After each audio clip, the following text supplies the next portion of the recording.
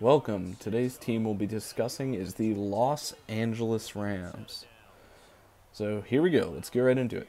Start off, the Rams went 9-7 last year, and notes that I took from looking back on it: Jared Goff is still throwing pinpoint accurate balls. I mean, there are times where the receiver does not look open and he is throwing them open, which when I think of Jared Goff is not what I think of, but you watch it and then it's there and it's super impressive.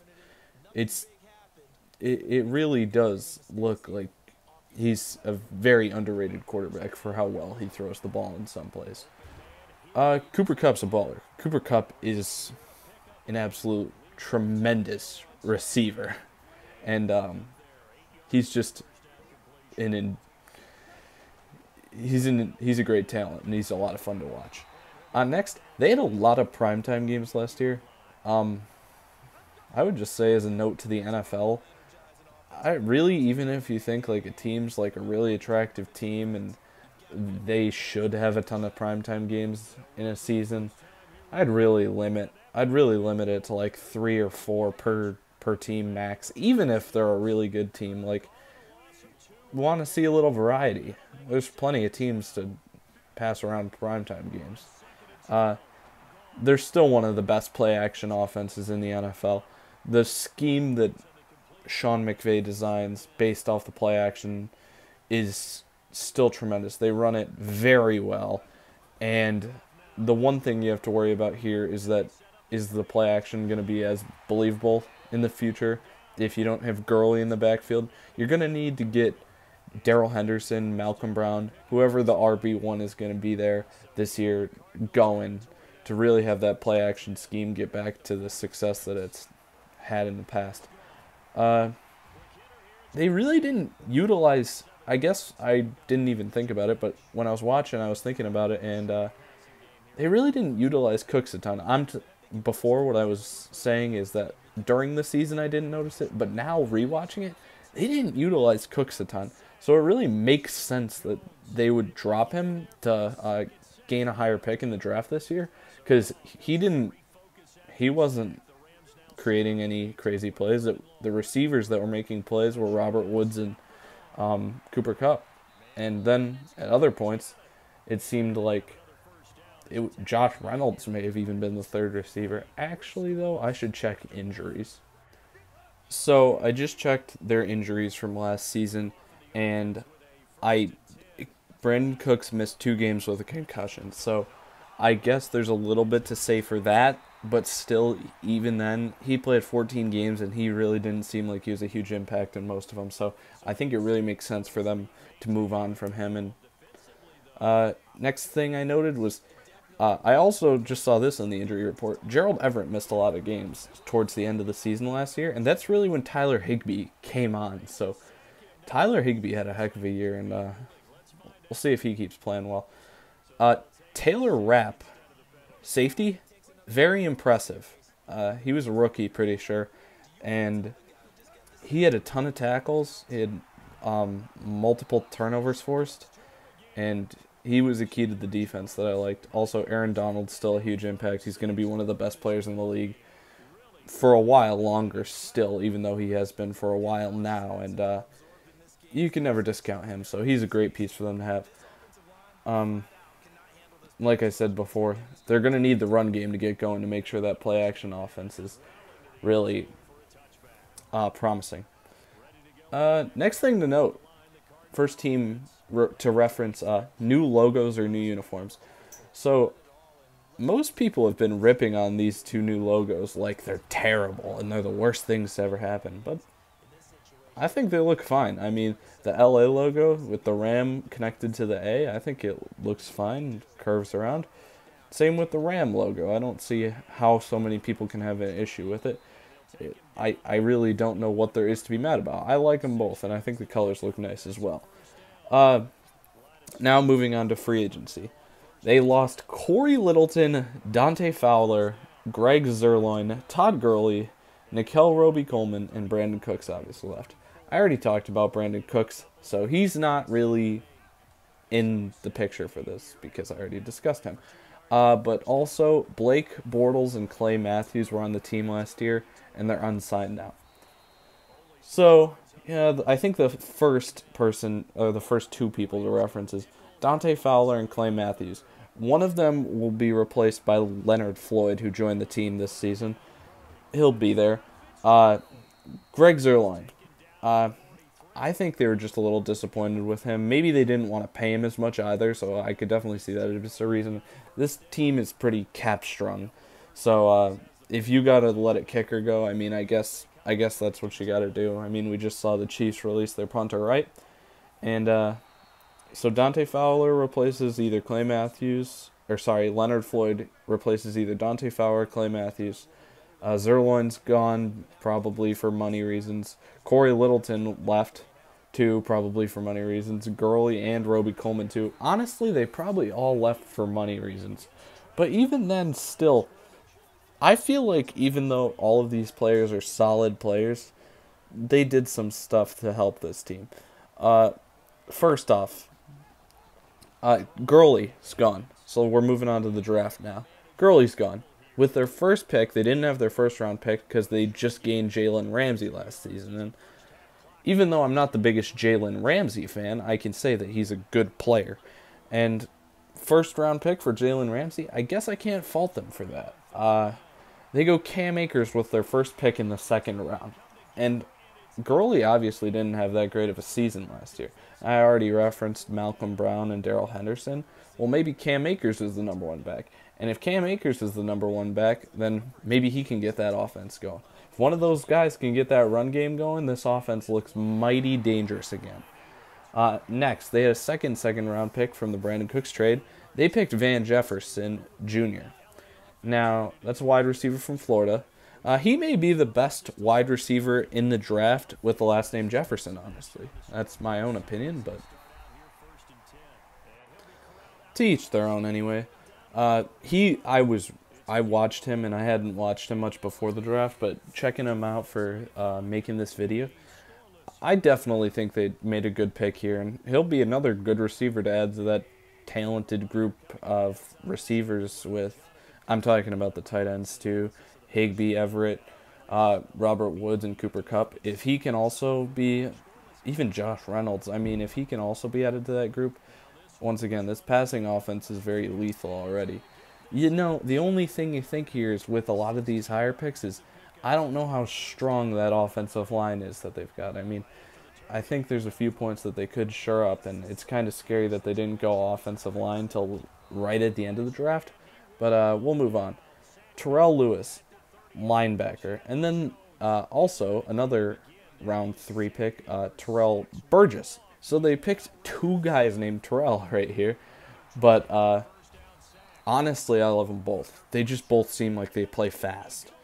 And when you can feel a player playing fast, rarely do I see them step on the field and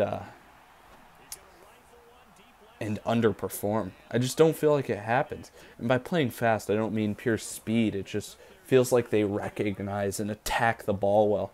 They're both defensive players, and I was really happy with both these picks. And if they can hit on these guys, Terrell Lewis at linebacker, maybe he could replace Corey Littleton. That would be huge for them with how much Corey Littleton meant to them last season. And then you look at Terrell Burgess, and he's actually pretty similar to their later pick in the 6th round, Jordan Fuller. I really like both these guys because they feel like they're both safeties, and they feel like they're strong tacklers, and like I said about both the Terrells, Jordan too now included in this group, is they all play fast, and I like it. Even that, along with their first 7th round pick, they had 3 7th round picks. Clay Johnston. All these guys are playing fast, and I really like it. I don't know. It's very unlikely that all these later round picks that I'm referring to, calling it 3rd round picks, late round picks, but Jordan Fuller and Clay Johnson being 6th and 7th round picks, it's unlikely that all 4 of these guys that I named are talented. But if they hit on like 1 or 2 of them, which the later picks are really the ones that can be keys a lot of the time. They can really boost your team up, I mean, out of nowhere. And I think they made a lot of the right picks. Then they've got a guy by the name of Bryce Hopkins at tight end from Purdue. He seems like they picked him just because it's like everybody wants their own version of George Kittle now that after the past few seasons he's had on the 49ers. I mean, even you look at a guy like Zach Ertz on the Eagles, how much success they can have and how much they can mean to an offense. If you look at a guy and you think, hey, he could have that kind of talent, it's worth taking a shot on him. So even though they have Everett and Higbee returning to the team, I think it's worth it to look at Hopkins from Purdue. And then since they lost Zerline, they replaced him with Sam Sloman, a kicker, in the draft. And last round, they took a guard from Clemson named Tremaine Antrim. And actually, I was looking at him a little bit too. It looks like he was playing tackle, but apparently they plan on playing him at guard. So overall, the team, I feel like they actually, the offensive line being the one concern, even with all they lost, I felt like, oh, by the way, Nickel Roby-Coleman, very impressive slot cornerback, correct? But either Terrell Burgess or Jordan Fuller could fill that nickel package almost perfectly, being amazing tacklers. And I'm not sure if it was Burgess or Fuller, but I think Fuller actually was the one that I was really like looking at and being like, wow, he really could play that nickel spot well, and I think he could be a piece that they could move around on that defense. And I think I think all four of the defenders they selected could be pieces to move all over the place on the defense. They're talented players. But it really feels like they filled their holes that were created through who they lost this offseason really well. And I'm not sure I've seen a team recently that has lost so much, and I've actually been like, okay, they filled these holes well. And it wasn't through other free agency because they didn't have the cap. They added Leonard Floyd, and that's it. But the draft, it feels like they hit what they needed. Except for O-line, as I said before. Could have used a little more O-line help, but right at the end of the draft, they grabbed one of them. So now, moving on to their opponents, because that's what we're actually looking at to predict their record for next season. And like I said, the easiest place to start is in the division. So they're going to have Seattle, San Fran, and Arizona twice each. And I have a hard time. I think they're just like Seattle. I think they're talented enough to win half these games, but also the other teams in the division are talented enough to force them to only win half the games. So I think 3-3 makes sense for the Rams too within the division. Then now we're moving in to home opponents. First home opponent, New York Giants. By the way, they went 9-7 last season. They had an insanely difficult schedule. That was a ridiculously talented group of opponents they had to play next year. But I guess, sorry, not next year, last year. And I guess that's what you get when you are headed on to a new season from being the Super Bowl runner-up the past season. So the first team, like I said, is the Giants that they'll play at home. Now, I will say this again, I do not think the Giants are going to be much of a issue for them at home, so we'll give them the win there. Dallas coming to town. Now, Dallas is an interesting one because Dallas really handled them last season, and I feel like that's where the Rams run into trouble. They're usually scoring enough points to win games, but they sometimes, if the opponent is on a hot day, then it's tough for them. So I say they could drop to Dallas. So we're sitting at 4-4, looking at half the games so far, but I think this will improve pretty quickly. New England comes to town once again. Belichick is good, but I don't think I can trust either Jarrett Stidham or Brian Hoyer on the road with the talent on this team, so they'll win that game. Then the New York Jets are coming to LA at least. I don't think they're going to come to town and win either. That roster didn't get much better from last season. I think the Rams got that game too. So that puts them at 6-4. And the last home game to talk about is against the Chicago Bears.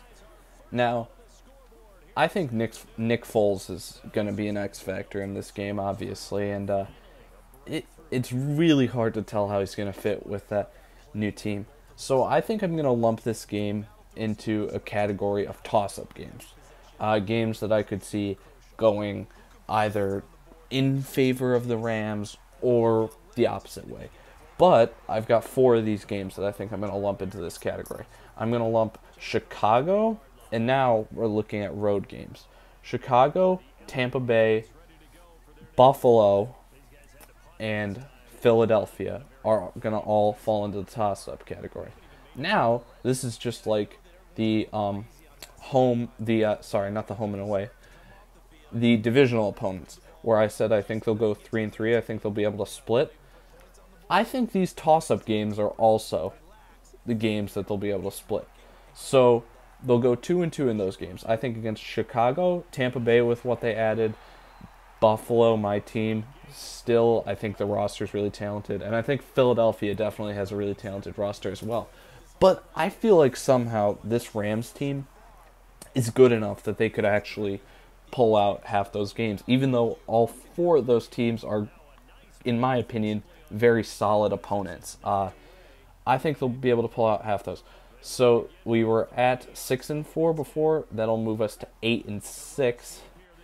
And sitting at that 8-6 record, that gives us 2 more places they'll have to travel. The Rams will have to travel to the Redskins and to the Dolphins. Now, even though these teams both added talents to their rosters this offseason, I definitely do not think Washington will be much improved. I think they'll easily handle Washington. Even in Washington, I think they'll be able to go there and handle their business, win by a lot probably, at least 10 points.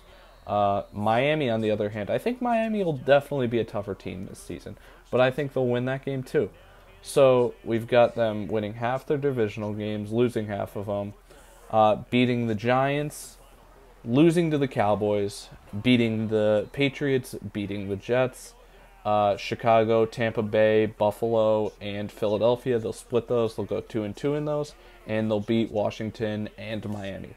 So final record prediction for the Los Angeles Rams for 2020 is 10-6. Let me know what you think. Thanks for watching. This defense is continuing to contest every deep ball that is thrown downfield. And look, it doesn't matter whether you're playing man or zone.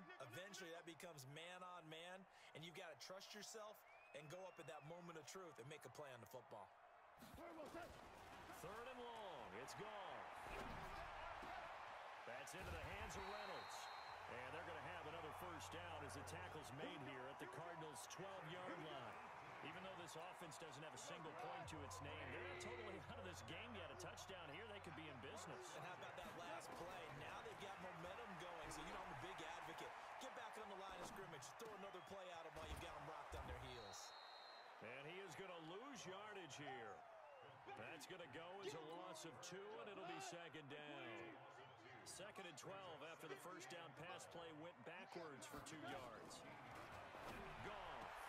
And this is caught. He's got it. Touchdown,